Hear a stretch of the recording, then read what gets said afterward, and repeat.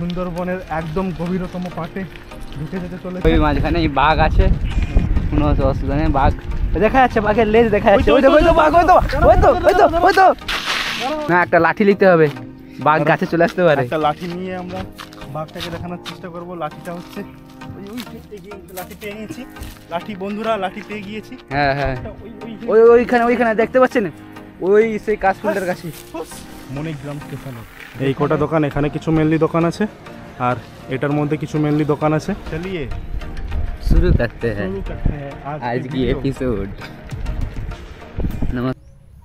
বন্ধুরা, এখন আমি আছি কিন্তু সাগরদিঘি থার্মাল পাওয়ার প্ল্যান্টের টাউনশিপের মধ্যে। এর যে আগের ভিডিওটা ছিল পার্ট 1 2 বছর আগে আপনাদেরকে দিয়েছিলাম, সেই ভিডিওতে কিন্তু আপনারা প্রচুর পরিমাণে ভালোবাসা দিয়েছেন। তাই আমি মনে করলাম আবার যখন এখানে চলে আসছি, আবার নতুনভাবে একটা ভিডিও করা যাক, কারণ সেই ভিডিওর ভালোবাসা এই ভিডিওতেও আমি পেতে চাই। 2022-এর পর আবার 2024 কিন্তু এখানে কিন্তু অনেক কিছু পরিবর্তন হয়েছে। তাই কি পরিবর্তন হয়েছে এবং কি নতুন জিনিস অ্যাড হয়েছে সব কিন্তু থাকছে এই ভিডিওর মধ্যে। সবথেকে বড় যে পরিবর্তনটা হয়েছে সেটা কিন্তু আপনারা এখান থেকেই দেখতে পাবেন।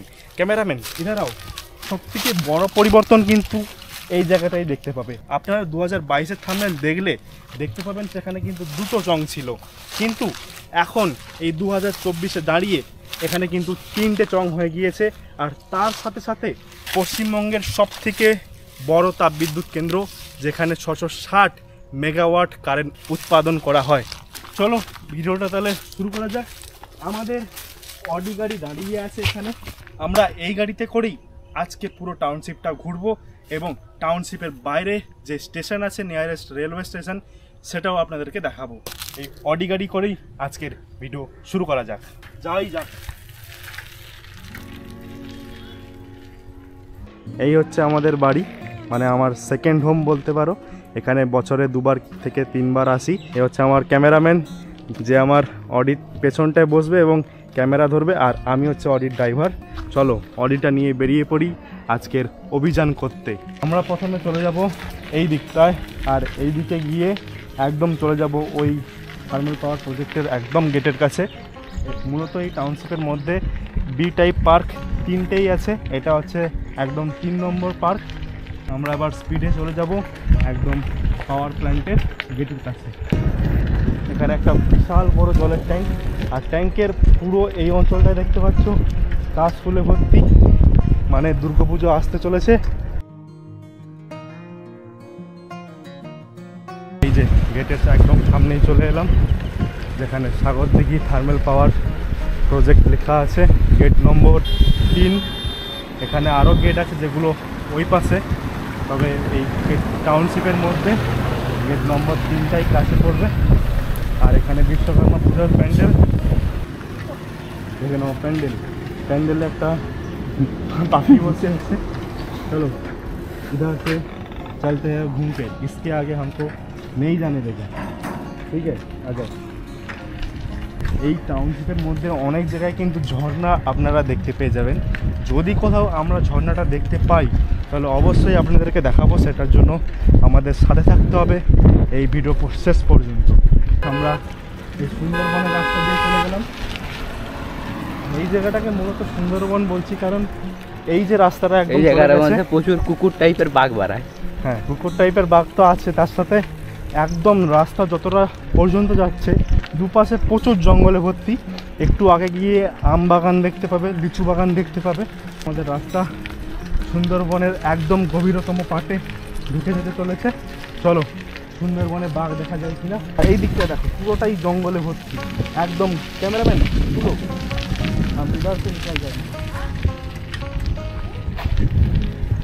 সুন্দরবনের সাইকেল, সুন্দরবনেও অল্টো চলে, কারণ এটা এখন খুব কমা দামি হয়ে গিয়েছে।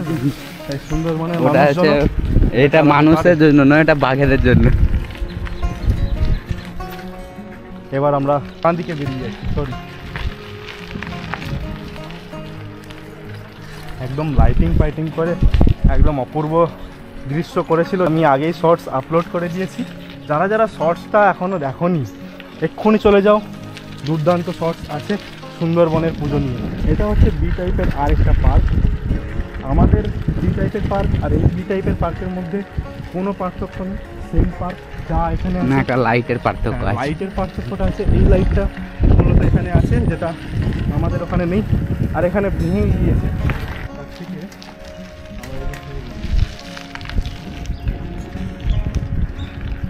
এটা দেখতে পাচ্ছ স্কুলটা, স্কুলের গেট এখন বন্ধ আছে।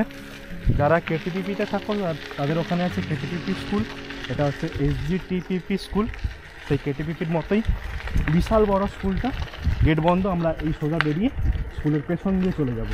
এই দেখুন স্কুলটার একদম পেছনটায়, এই পেছনটাতে যে পাঁচিরটা আছে পাঁচিরের ওই পাশেই আছে গ্রাউন্ড, একটা ছোট্ট গ্রাউন্ড। আবার স্কুলের একদম সামনের দিকটায় ওখানে একটা ফুটবল গ্রাউন্ড আছে। দেখিয়ে কাশফুল কাশফুল একদম ভর্তি হয়ে গেছে, একদম জঙ্গলের মাঝখানে মাঝখানে কাশফুল। ওই মাঝখানে বাঘ আছে, কোনো অসুবিধা নেই। বাঘ দেখা যাচ্ছে, বাঘের লেজ দেখা যাচ্ছে। ওই তো বাঘ, ওই তো ওই তো ওই তো ওই তো।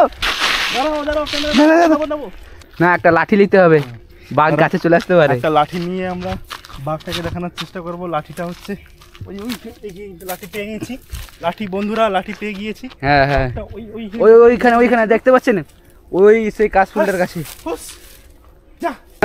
বাঘকে আসতে দাও, চলে যাচ্ছে। না বাঘকে ডাকো, একটা বিস্কুট খাওয়া বাঘকে। কিন্তু আমাদের কাছে বন্ধুরা বিস্কুট নেই, তাই আমরা বাঘকে কোনো মতে ডাকতে পারবো না। যদি আমাদের উপর হামলা করে দেয় সেটা একটু ভয়ানক ব্যাপার হয়ে যাবে। হুস যা হুস।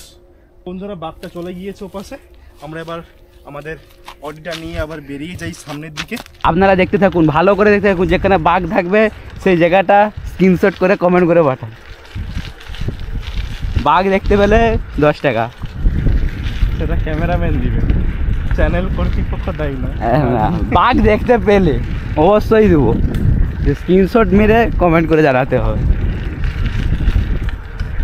দেখুন, এই দেখুন ঘরে কত বড় দরজা, ঘর দেখুন আর দরজা দেখুন। এটা হচ্ছে সুন্দরবনের ঘর, এরকম দেখতে সুন্দরবনের ডিজি, সুন্দরবনের বিচলি। পুরোটা একদম কাশফুলে সাদা, যেন বরফ পড়ে আছে সেরকম একটা ফিলিং হচ্ছে। প্রচন্ড গরম, গরম, প্রচুর গরম।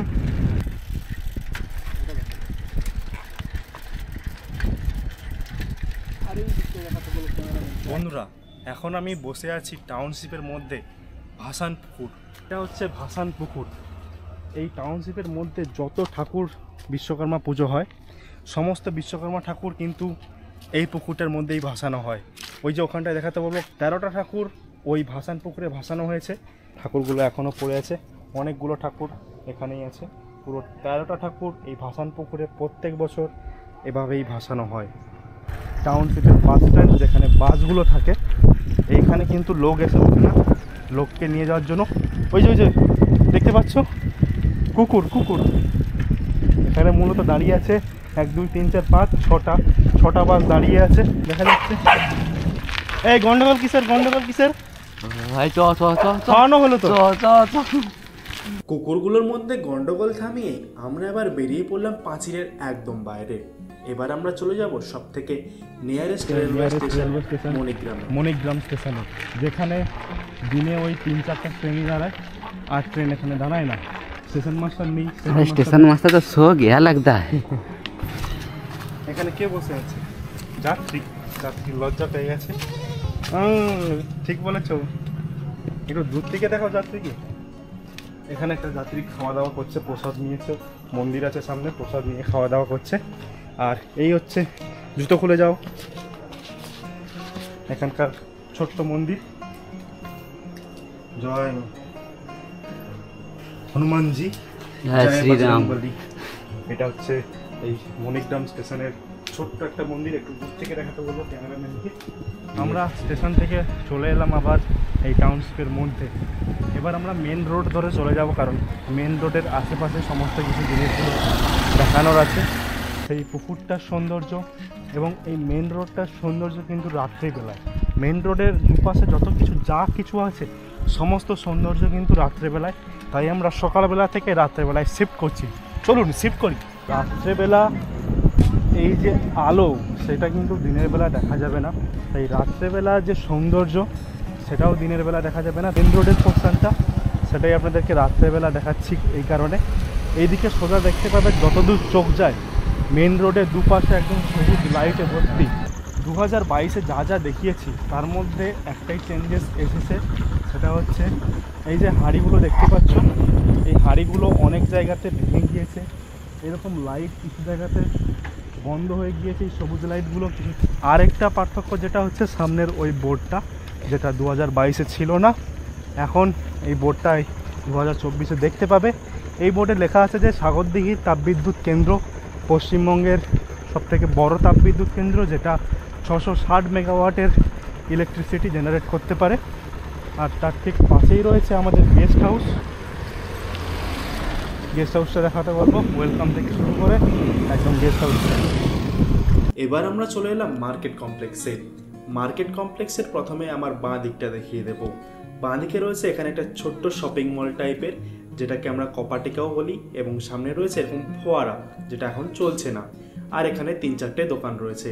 এবার এই দিকটায় চলে এলে প্রথমে এরকম দেখতে পেয়ে যাবে একটা সেলফি জোন, সামনে এরকম জলের ফোয়ারা, এখানে আপনারা সেলফি তুলতে পারেন।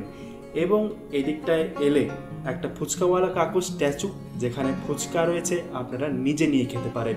এবং মার্কেটের মধ্যে 15 থেকে 20টার মতো এরকম ছোট ছোট দোকান আছে, এর বেশি দোকান এই মার্কেট কমপ্লেক্সের মধ্যে নেই। আমাদের এই টাউনশিপে রয়েছে এরকম ছোট্ট একটা মেডিকেল ইউনিট বা হসপিটাল, সাথে রয়েছে আরো পুকুর। এই পুকুরগুলোর মধ্যে এটি হচ্ছে অন্যতম পুকুর, এবং একটি পুকুর যেটা আপনাদেরকে দেখাচ্ছি। এই পুকুরের চারপাশটা আলো দিয়ে সাজানো। তাহলে বন্ধুরা, পুরো টাউনশিপটাই আপনাদেরকে কিন্তু ঘুরিয়ে দেখিয়েছি। সকালবেলার ভিউ, রাত্রেবেলার মারাত্মক লাইটিং, সব কিছু দেখিয়েছি। কি কি পরিবর্তন হয়েছে সেটা কিন্তু বেশি পরিবর্তন হয়নি, মেনলি চং আর কিছু ভেঙে গেছে, নতুন কিছু করেছে, এটাই জাস্ট পরিবর্তন হয়েছে। তো ভিডিওটা কেমন লাগলো কমেন্টে কিন্তু নিশ্চয়ই জানাবেন। আর ভালো লাগলে একটা লাইক, আর এরকম ভিডিও দেখার জন্য সাবস্ক্রাইবটা করে রাখুন। চলো আবার দেখা হচ্ছে নেক্সট ব্লগে। Till then, bye by.